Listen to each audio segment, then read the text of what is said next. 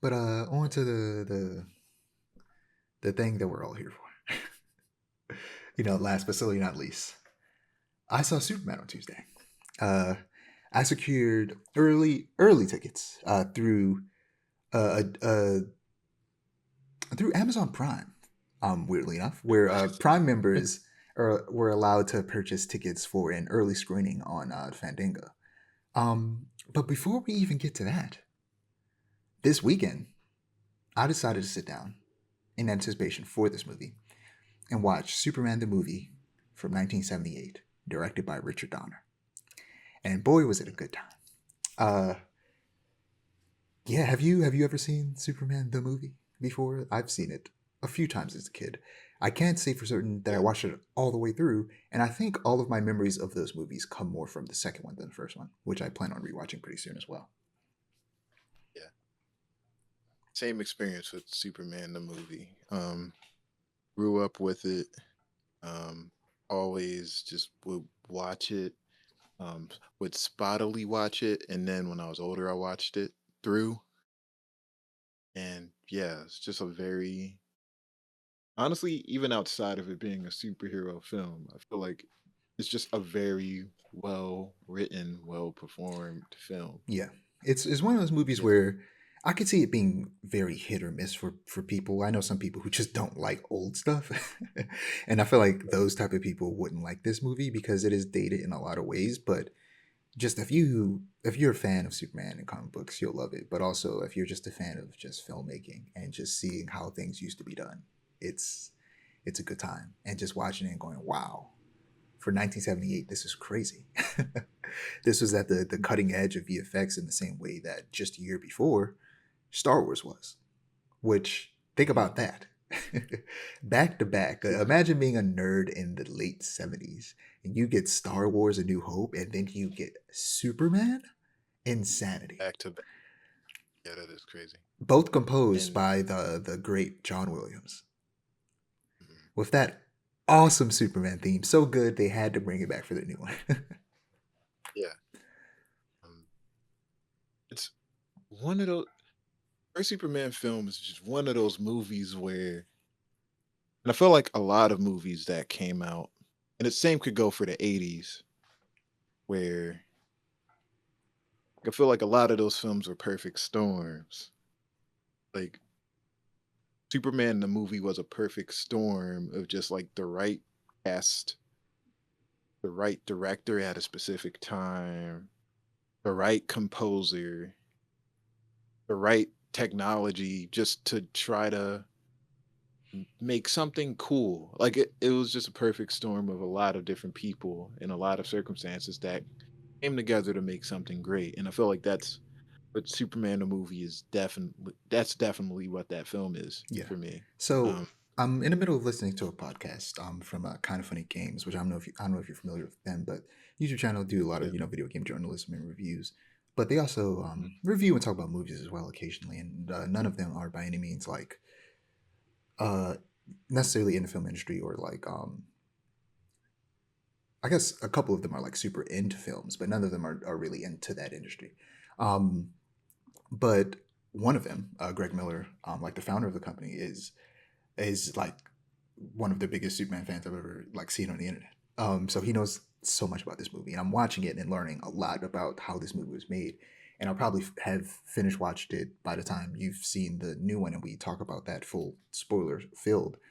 And he he talks about how like there was a struggle because the like producers of the movie sucked. They're like so they suck so notoriously that there is a law using their name that is about like not being able to use like previously filmed footage for a movie to make a sequel because they didn't try they successfully did it but then got sued.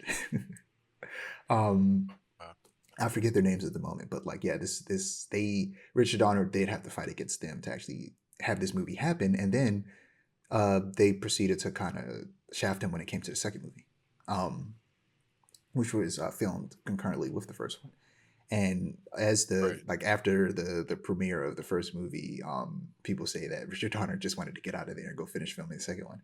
Um, And yeah, this movie was great. It's definitely just an amazing product of its time. And I don't know if it was because it was late and I was tired, but the opening, as beautiful as it was, showing the destruction of Krypton and then Superman's father Jor-El, played by Marlon Brando, sending him off to Earth, it was, I don't know, it was weirdly slow. And maybe I was just tired, but like I was just like, I need this. I need just I would to get to Superman because what's this is too long. I think the problem is that the scene was it was too long for me, and I was just like, I need this to let's get to Earth, let's get off Krypton, blow Krypton up. I, But I for would back fast then, forward to it. yeah, I would fast forward yeah, I because I can't. was like, this. It's longer than the title crawls in Star Wars. It's longer than Man, that. you talk about title crawls. The title sequence for Yeah, this movie is long as hell. It took forever. The opening titles yeah, took forever, but they're very iconic. The visual effects that they do for that. yeah. And yeah, but once the movie gets to Earth and you get to see a bit of Superman's youth in Smallville, but then especially once you get to Metropolis and then go to Clark's first days at the Daily Planet is when the movie really picks up. It gets real interesting. And there are two very distinct tones in this movie between when you're with Clark and Superman and Lois and Jimmy, and then when you're with Lex Luthor, which of course he's the main villain of this movie. Where, from my understanding, the original script of this movie, the producers wanted it to be more along the lines of something like the '60s Batman. They wanted it to be more campy, but Donner, someone who grew up with Superman, wanted it to be more, uh, a bit more self-serious, a bit more kind of emotional and more, I guess, art, for lack of a better term. You know, disrespect to Adam West, of course, that show's amazing. Um, Right, and just less campy. But he still wanted to hit on those comic campy elements, but he wanted there to be a certain level of seriousness to it and legitimacy to this character of Superman. He didn't want people to just see it as a kids film, and right. you can see that in the scenes with Superman and Lois. Also, this movie is surprisingly horny.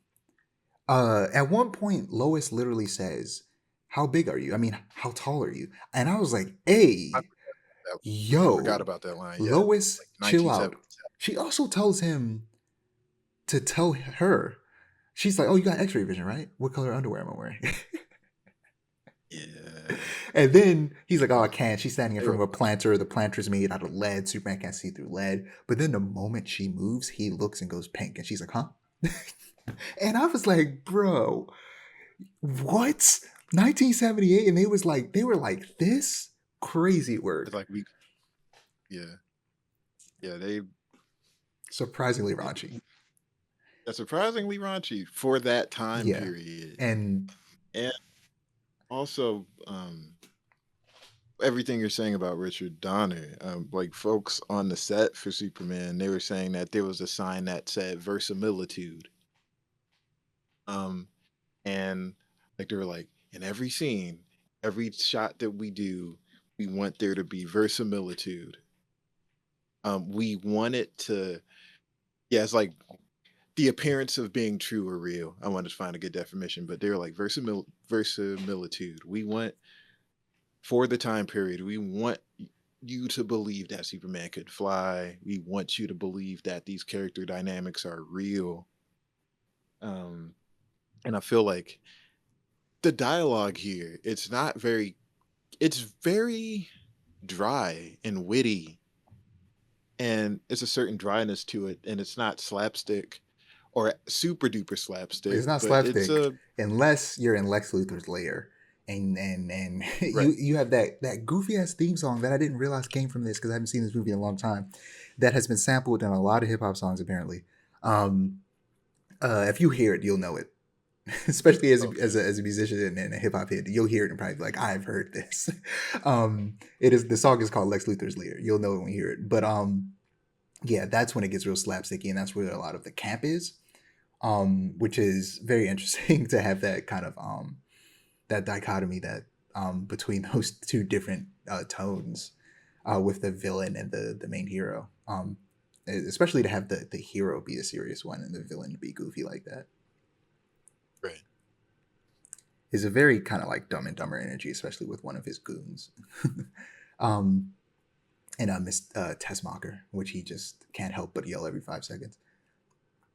And yeah, Christopher Reeve, man, and it's Reeve, not Reeves. For a very long time, I thought it was Reeves.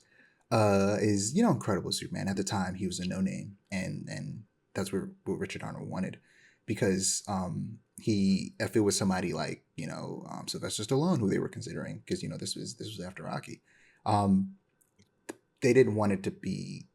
It's not Superman, it's Sylvester Stallone. They wanted it to be Superman, so they wanted somebody who was unknown that nobody knew about. And Christopher Reeve, fit that bill, and the way he's able to make Clark and Superman feel like two very different and distinct characters through his posture and even his voice, is Yeah, his incredible. voice.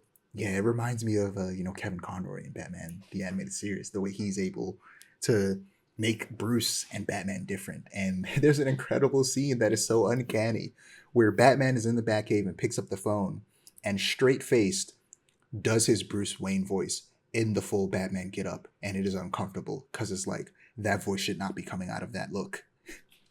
Right. It's like the Batman voice sounded way more intense and growly, and like Bruce Wayne voice was just way more suave. And I feel like what Christopher Reeve was doing, Superman, is just kind of like this. Clark Kent voice is just very kind of bumbling. The words kind of jumble around. He makes his voice Um, a little higher. yeah, and then he just transforms. Yeah, stands up Even like straight, with speaks yeah, with confidence, and just a little bit deeper. Not deep enough to be like Batman gruff, but deep enough to have to be assertive. Yeah, this great movie. I'm excited to watch the second one when I get around to it. But on to what we've all been waiting for.